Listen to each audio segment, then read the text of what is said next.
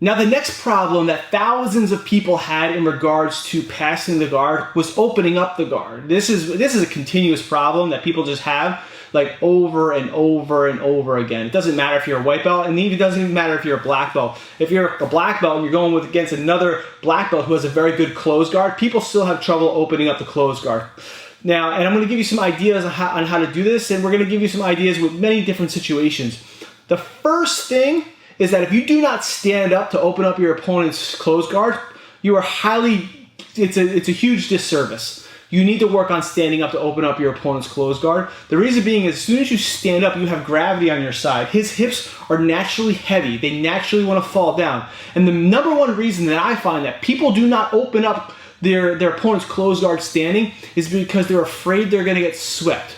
You should not have the fear of getting swept stopping you from trying to get better at this particular situation. The more you do it, and the more you possibly get swept, the better you're going to be. And what I mean by that is that if I get swept, I'm going to get back up, I'm going to do it again, I'm going to try to figure out what little thing can I do different that may not get me swept the next time. I still might get swept.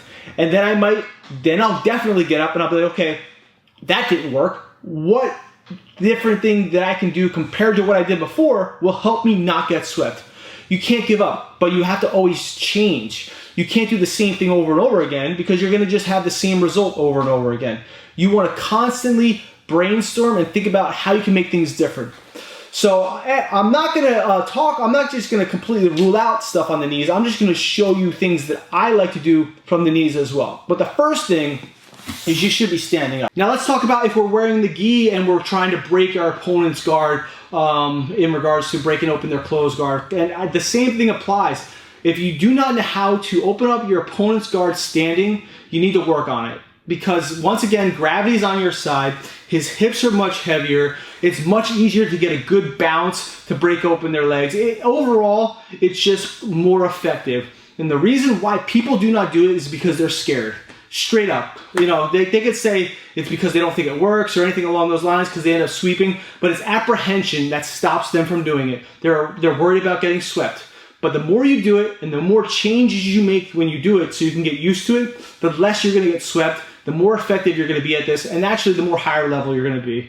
If you want to be a high level grappler, in my opinion, and go against somebody who has a good closed guard, you need to figure out how to open up their closed guard when you are standing. You know, there's going to be times where they just open up, boom, you go for your passing. There's going to be times where you have very good posture and they just open up, boom, you go for your passing. But then there's going to be times where you cannot open up their closed guard and you have no choice but to stand. Because if you don't stand, it's going to be much harder. I'm going to quickly address the basic guard break on the knees. All right? I do it different than I believe most people. The basic guard break on the knees, let's actually turn this way. You'll have people, they grab they bunch up the gi here, they grab basically by the sternum, the xiphoid process, and lots of times I don't even think they realize that this area in general is strong. They just think it's just a good idea to put your hand here. They put the elbow inside, right? They put the knee underneath the butt first. Most of them lean forward when they do it, right? Which you shouldn't be doing. And I'm only showing you this because I want to talk about also why I don't recommend this as well. They put the knee underneath the butt first. If your timing is incorrect, when you go to open up, and whether you do this method or you do this method, if your timing isn't correct, if your opponent quickly shifts his weight to his left, and keep your closed guard. So he's going to keep his closed guard. That was my bad. I didn't give him instruction. He's going to have a grip and he's going to shift me he's going to shift me this way. He's either going to off balance me or he's just going to shuck his body right back to the center, which he did. So every time I go here, when he goes to shuck, well, you have trouble. Now some people might watch this and they say, well, oh, Jason doesn't understand the intricacies of opening up the guard from the knees, right? That's complete BS. I do understand the intricacies because this is how I learned it first. Because back in the day, this is what people taught you first. I never teach this first. I tell people from the day one, you need to stand up, opening up the person's closed guard, because that way you gain more confidence and you're working towards a more effective guard break. So they come here, right? They're here like this. They put the knee underneath the butt, and then they step back like this. Now, I'm not saying this will never work, right? But when people address this particular situation, they say, oh, this still works and this is still high level. They don't address common things that can happen. Like seriously, when you're here, like let's say even I engage my hips, what is stopping my opponent? And people may have a better answer here. What is stopping my opponent from shifting his hips to his right? Right? Not much of anything. And at this point, my knee's not under his butt anymore. I'm still here. I can still work the break. But when he works to, let's say he even works to sit up and pick up my elbow, right hand pick up my elbow. Yeah, now he's going to break that down. That's just one possible thing. There's so many different scenarios. I can make a 2-hour video on how to possibly do this effective and how to basically get stopped doing it, the ways that somebody can stop it. But in my opinion, it's pretty easy to stop. And the person is so close to you, especially if they're longer. They can still work a lot of their cross-collar grips. And even when they do go to open their guard, they're still very close to you when they're doing these things as well. When I do this method, just to quickly show you a little difference, you just turn this way. I come here, I don't grab the gi. The reason I don't grab the gi is because I don't like to be committed and being stuck. Because when he goes to like push and arm here, like my hands are I just feel like my hands are a little too committed. I just put my hand here like this, and then watch what I do first. I turn my knee open first, like this. My knee is not under his butt yet. I'm just here. I'm only showing you this so I can show you what I think the proper way to do this is, even though I think you shouldn't do this.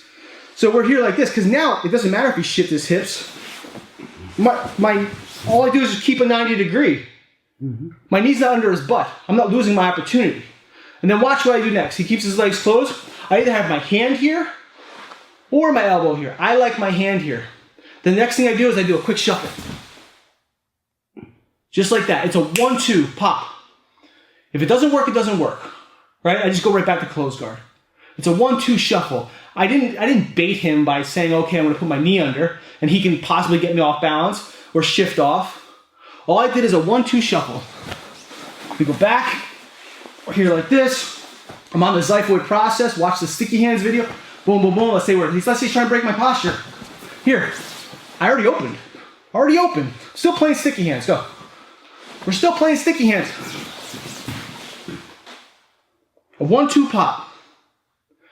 I'm not going to say my method is better than everybody else's method, but this is the method that when I do use it and I show it to people, it works with some success. When I try this with people all the time, it doesn't always work. Okay, when I try this with very good grapplers, high-level grapplers, I don't do this. It just doesn't work. They have strong legs, they have better skill level. If I do it against purple belts and below, sure, it works. Okay, so we turn again. People might be confused about this video too. Like, why are you even teaching this if you feel like that? Because some people are stubborn in the fact that they still want to do guard breaking from the knee. So I'm going to show you the method that I think is the better method, and you could choose whether you want to do it or not. So I'm here working my sticky hands because that's what we learned in this series, right? I open 90 degrees first, still working my sticky hands. He's going to still break my posture and stuff. Watch. Now he's open. He's already open. Then I work from there. And the reason why I feel this works well is because there's no slowness to it. There's no like, I'm gonna put my knee under your butt and hang out, right? I'm not just gonna, I open my knees and I'm jamming my knee basically into your butt crack, honestly. Right into your butt. And I'm shifting down, dropping my hips. If you watch, I'm going like this. 1, 2, boom. See how I did a shuffle back? And by doing that knee in the butt and a shuffle back as I push down, for many, many people, it opens up their guard because it's a dynamic movement. It's not a slow turtle-like movement. It's a, I'm in my position, I'm gonna pop your legs open type of scenario. So one more time, I'm here like this. I go.